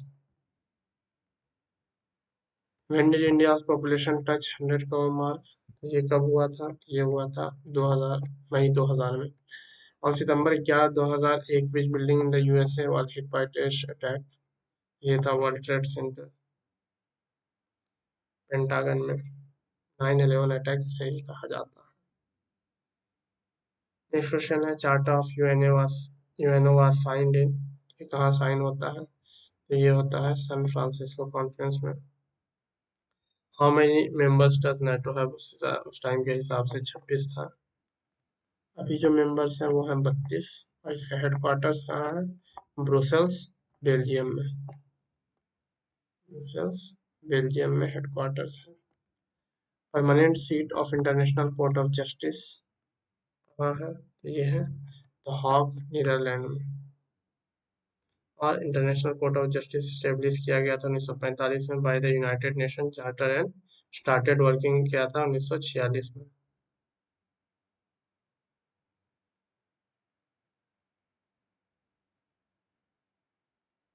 नेक्स्ट क्वेश्चन है the charter of Indian Ocean Rim Association Regional Corporation IORARC was signed, ये किया गया था मार्च 1997 में। नेक्स्ट क्वेश्चन है when did India examine its first nuclear explosion, कब एग्जामिन किया था, ये किया था 18 मई 1974। 18 मई 1974 में इंडिया टेस्ट करता है पहला न्यूक्लियर बॉम्ब राजस्थान के पोखरान में और इंडिया बन जाता है world six nuclear power outside the 5 permanent member of the United Nation which are US, Soviet Union, Britain, France और China to successfully test nuclear bomb. Ministry of external affair characterise करता है test as peaceful nuclear explosion.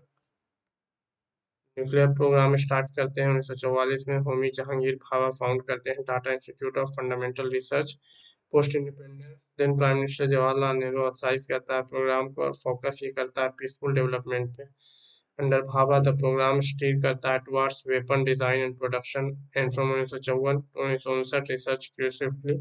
After Bhabha's death physicist Raja Ramanna supervise करते हैं entire scientific research को nuclear weapons में और पहला directing officer of A small team of scientist that carried out the test ये होता है।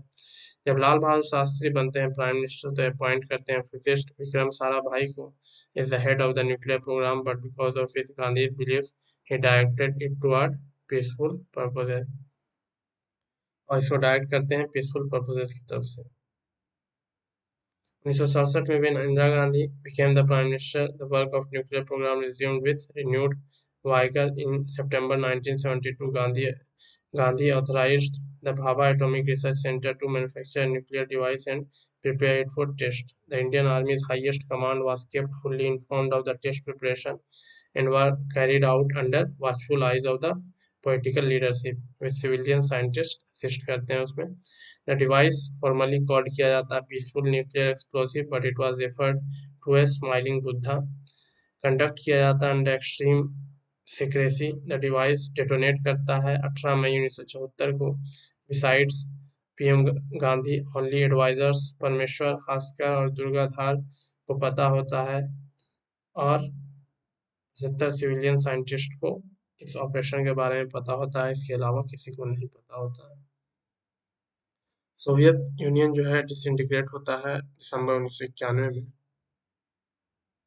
Most powerful leader of communist China at present time जो थे वो थे हुआ हु जिनताओ 2003 से 2013 तक। हु जिनताओ।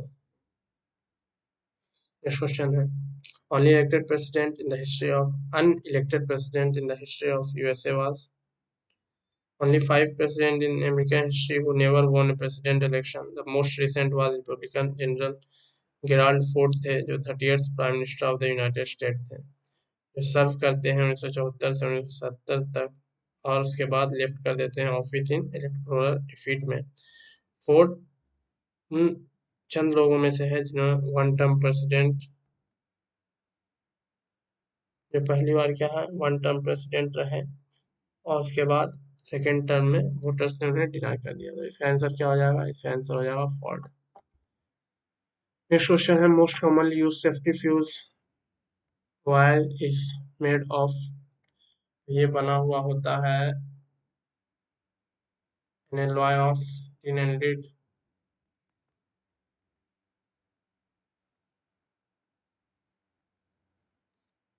इसका लो मेल्टिंग पॉइंट होता है और इसकी वजह से सर्किट ब्रेक हो जाता है जब भी ज़्यादा हीट आती है। A rock is thorough form of rock is thrown यहाँ होगा thrown फेंका जाता है from the surface of moon to earth then क्या होगा, तो मास चेंज होगा, वेट चेंज होगा, both mass and wait change होगा, क्या होगा, तो वेट उसका चेंज होगा, मास तो सेम ही रहता है, वेट चेंज होगा, मास चेंज नहीं होगा, मास सेम ही रहता है, ग्रेविटी वहां पर कम लग रहा है और यहाँ पर ग्रेविटी क्या है ज्यादा लग रहा है, तो वेट चेंज होगा, mg चेंज होगा, मास सेम ही रहता है। स्वीटेस्ट अमंग ऑल शुगर्स जो है वो है फ्रक्टोज। आप स्टैंड कर रहे हैं लिफ्ट में, force on the floor of the lift due to your weight will become zero when lift moves down with an acceleration of 9.8 metre पर सेकेंड, नीचे की तरफ जाएगा तब वो क्या हो जाएगा, वो जीरो हो जाएगा। The metal iron the metal iron present in chlorophyll, वो क्या होता है, मैग्नीशियम होता है। Which one of the following is not a vestigial organ in man, vestigial organ man में नहीं है, वो incisors.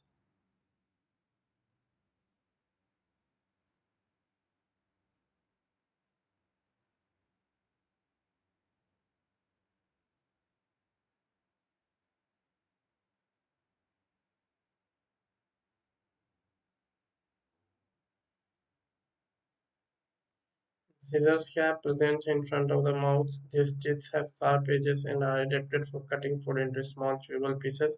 Humans have 8 incisors, 4 incisors in the upper jaw and 4 in the lower jaw. Note A vestigial organ in man, तो incisors तो क्या available है, इसके अलावा क्या ये सब चीज अवेलेबल नहीं है, जैसे वर्मीफॉर्म अपेंडिक्स हो गया, निक्टिएटिंग मेम्ब्रेन्स हो गया, और ऑरिकुलर मसल्स ऑफ पिन्ना हो गया। ड्राई आइस क्या है, तो सॉलिड कार्बन डाइऑक्साइड है।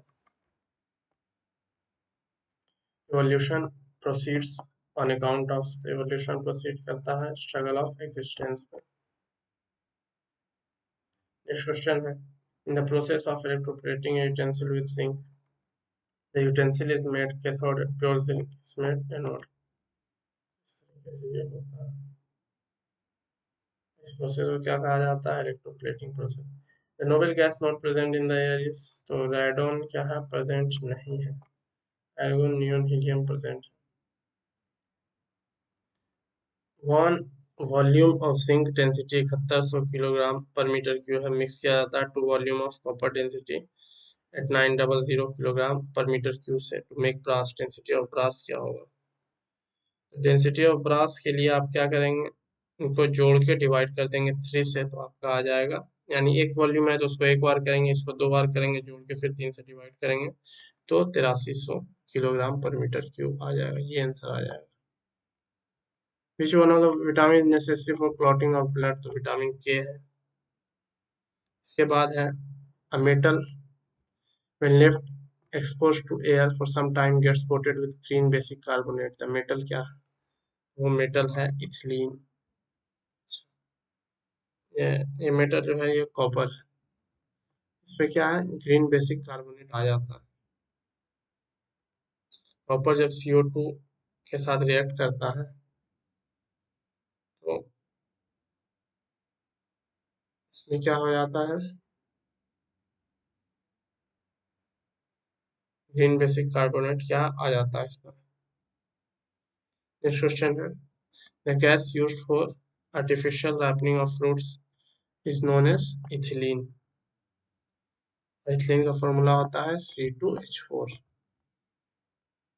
ठीक है।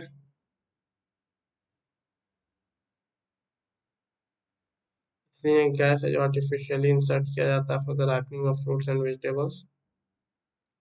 इथिलीन गैस को हम राइपनिंग के लिए यूज करते हैं, कैल्शियम कार्बाइड, इथेफोन, इथिलीन, ये यूज होता है आर्टिफिशियल रिपनिंग एजेंट्स के लिए। कैल्शियम कार्बाइड क्या है, अल्कलीन नेचर में है, यानी अल्कली है, बेसिक है नेचर में। Process of ripening of the fruit can be determined with the help of iodine, के थ्रू हम पता कर सकते हैं, because if the ripening of fruit has not started then the colour of iodine will immediately क्या हो जाएगा, black हो जाएगा। If the colour of iodine solution remains yellow और orange, it means that fruit is slightly rotten. तो यानी अभी कच्चा है, अगर येलो रहता है और अगर उसका कलर क्या है, ब्लैक हो जाता है, इसका मतलब क्या है, वो पकना शुरू हो चुका है।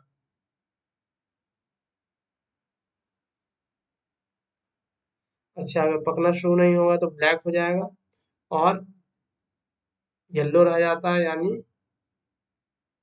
स्लाइटली रोटेन है।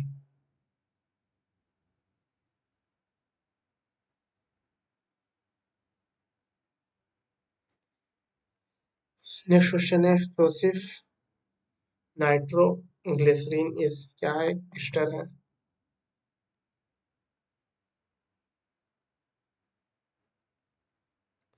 How many members does UNO have eight present, तो टोटल यूएनए मेंबर्स उस टाइम थे 193 और अभी भी क्या है 193 मेंबर्स ही है। ठीक है, नेक्स्ट क्वेश्चन की तरफ बढ़ते हैं। While turning brass utensils, the ammonium chloride powder used to clean the hot utensil produce fumes of। तो ये अमोनिया और हाइड्रोक्लोरिक एसिड क्या है, इसकी वजह से फ्यूम्स जो निकलता है वो अमोनिया और हाइड्रोक्लोरिक एसिड का होता है। ये डिकम्पोज करता है अमोनिया और हाइड्रोजन क्लोराइड गैस। NH4Cl से NH3HCl और ये प्रोड्यूस करता है फ्यूम ऑफ अमोनिया और हाइड्रोक्लोरिक एसिड।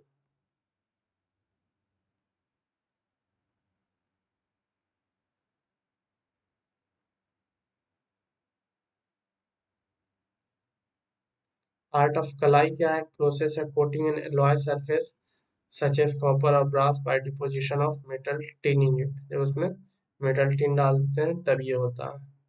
कलाई वर्ड जो है संस्कृत से निकला है, कलया लेपा से, इसका मतलब होता है व्हाइट वॉश और टिन। कलाई की कला में तांबे या पीतल जैसी मिश्र धातु की सतह पर क्या है, धातु के टिन के निक्षेपण यानी डिपोजिशन के द्वारा परत चढ़ाने की ये प्रक्रिया है। नेक्स्ट क्वेश्चन है, American spaceship Columbia met with tragedy in 2003 AD।